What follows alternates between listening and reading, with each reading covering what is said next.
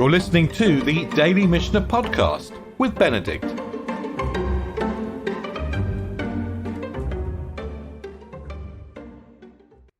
We're in the middle of the 10th chapter of Shabbat, and we're investigating carrying in unusual ways. And the general principle is that if we carry in a way that is not normal, we are not going to be liable for a sin offering.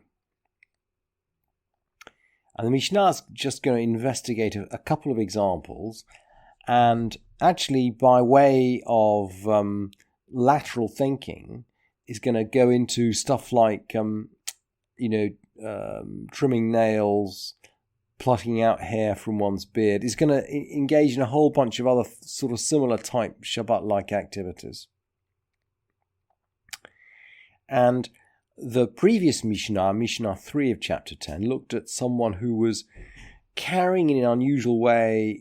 I mean, the way the Mishnah expresses it is carrying it kilacha, yado, backhanded, baraglo, carrying it on his foot, in his mouth, with his elbow, in his ear, in his hair, all these kind of weird ways of carrying things. And in all of these situations, the Mishnah says patur. Because he doesn't have to bring a sin offering, because he hasn't carried them out as people normally carry them out. So in the fourth Mishnah, we're going to circle around these ideas, but in a slightly more precise way. Uvalo la'acharav, someone who intended to carry something out in front of him. This seems to be someone who had an object maybe wrapped up in his cloak, and he's carrying it in front of him. Well, that's a normal way to carry stuff, because if it falls, you're very aware of it. So he means to carry it in front of him in a normal way of carrying, and the cloak sort of swings round. So he ends up carrying it behind him. Uvalu la'acharav patur. And the Mishnah says patur. He doesn't have to bring a sin offering because he's ended up carrying it in an unusual way. But the reverse doesn't seem to work. La'acharav. As if he set out to carry this thing behind. He's wrapped up in his cloak. He set out to carry it behind him. Uvalu lefanav chayav. And it came round in front of him, and he is liable. And the commentators say, effectively, that carrying something in front of you is a better way of carrying it. It's a more normal way of carrying it. So you might have set out to carry it in a weird way, but you end up carrying it properly, you bring a sin offering. And in the same way, the Mishnah quotes the halacha. It begins be'emet amru. In truth, they said. There's an idea that these halachot come from Moshe on Sinai. Be'emet amru. In truth, they said. Haisha hachogeret b'sinar bein milfanecha uvein min achareha. A woman who has an apron. Or a sinar is some kind of woman's garment, and it's translated here as an apron. It might be Kahati translates it as a petticoat. It's some kind of. It's some kind of garment that a woman wraps herself up with. We're not quite sure what. So she wraps herself up, whether it's in front of her or behind her. This seems to be a bit like a wrap skirt, because the Mishnah rules chayevet. She's liable for the sin offering. Shekain ra'ui liyot chozer, because this kind of garment always seems to move round backwards and forwards. Feels a bit like a wrap skirt. It could go either way. And along the same lines, Rabbi Yehuda said, also those who receive notes. Af makablei pitkin. What are the people who receive notes? Well, the Bartanura and Maimonides say something very similar, actually, on the receivers of notes. And I've just brought you the Bartanura because it's slightly clearer, and I brought you the Bartanura, but if you looked at the Rambam, you'd find exactly the same comment. So, Rabbi Yehuda said, also those who receive notes. Who are these receiving notes? So he says, Shel HaMelech, of the king. These are royal messages. And the runners who'd carry messages for the ring would put them into hollowed out sticks like reeds and hang them round their necks. They'd have wooden containers basically to hold the letters, and they'd hang them. And then I guess they'd run.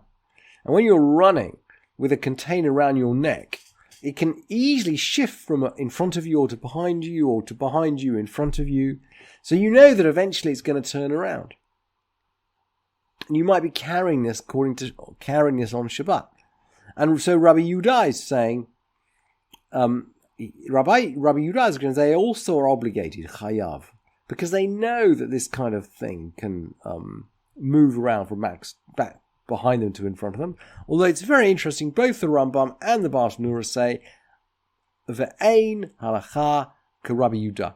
The halacha doesn't follow Rabbi Yehuda, almost as if we're being a little bit generous to people who are forced by the edict of the king to carry notes in a certain way.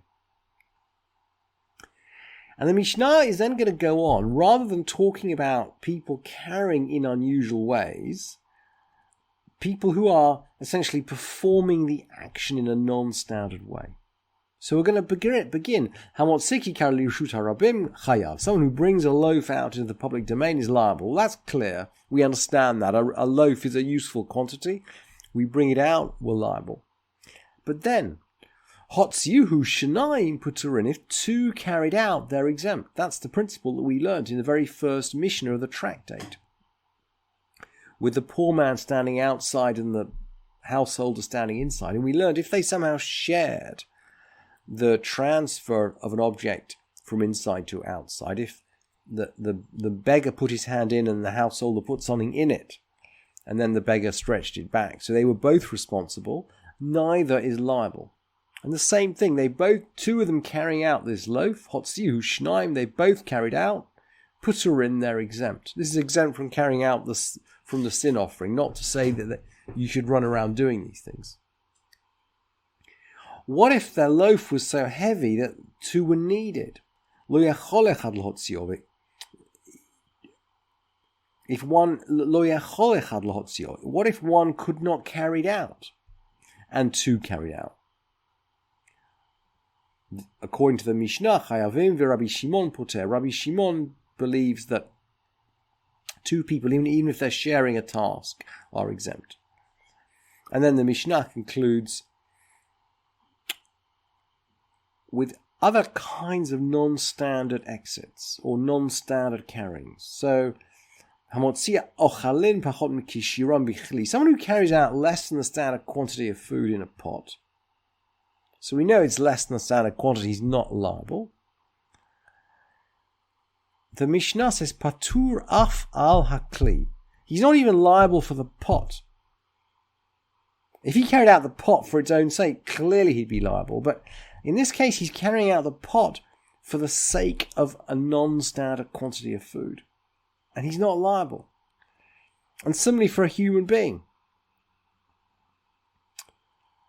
Et achai b'mita, a living person on the bed. Patur af al mita she'amita tfelalo. A living person on the bed. The rabbis know, by the way, that there's a principle, chai nosei et atzmo. A living being actually carries itself. There's no liability for carrying a living being.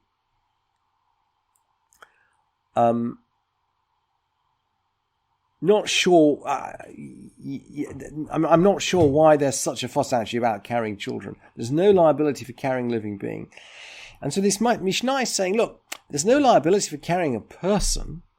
If you carry him out in a bed, well, the bed is secondary to the person, so there's no liability for the bed as long as he's alive, right? What if he dies? So, at a mate bamita chayav, for a corpse in a bed, he's liable.